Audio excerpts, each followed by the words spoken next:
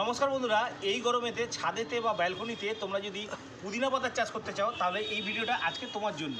এখানে আমি একটা গামলা নিয়ে নিয়েছি এবং তার মধ্যে মাটি দিয়েছি। মাটির ভাগটা বলে দিই প্রথমেই, 1 ভাগ মাটি, 1 ভাগ সাদা বালি আর 1 ভাগ যে কোনো কম্পোস্ট তুমি মিশিয়ে নাও। তার সাথে কি করতে হবে, 1 মুঠো নিমখোল দিয়ে দিতে হবে। দিয়ে মাটিটাকে তৈরি করে এইভাবে দিয়ে দাও। তারপর মাটিটাকে জল দিয়ে ভালো করে ভিজিয়ে দাও। যখন মাটিটা সম্পূর্ণ ভিজে গেল তখন দেখো বাজার থেকে কিনে আনা এরকম পুদিনা পাতা।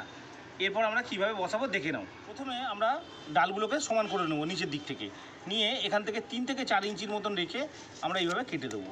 হয়ে গেল একটা পার্ট, এই একটা পার্ট, দুটো পার্ট। এবার আমরা কি করব, এই নিচের দিকের অংশগুলোকে আমরা আস্তে আস্তে এইভাবে গেঁথে দেবো।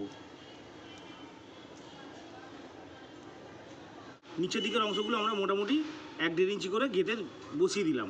এরপরে ওপরের অংশগুলোকেও আমরা ছাড়বো না, ওপরের অংশগুলোকেও আমরা ঠিক এইভাবে আস্তে আস্তে বসিয়ে দেবো। দেখো আমাদের বসানো হয়ে গেল। এরপর আমরা এটাকে ছায়াযুক্ত জায়গায় রাখবো দিন 5 দিন আমরা ছায়াযুক্ত জায়গায় একে রাখার পর আমরা কি করব, একে ফুল সানলাইটে নিয়ে আসবো। প্রত্যেক 15 দিন ছাড়া শুধুমাত্র সর্ষে খোল ভেজানো জল পাতলা করে দিলেই যথেষ্ট। পুদিনা পাতায় একেবারে কিন্তু গামলা ভর্তি হয়ে যাবে।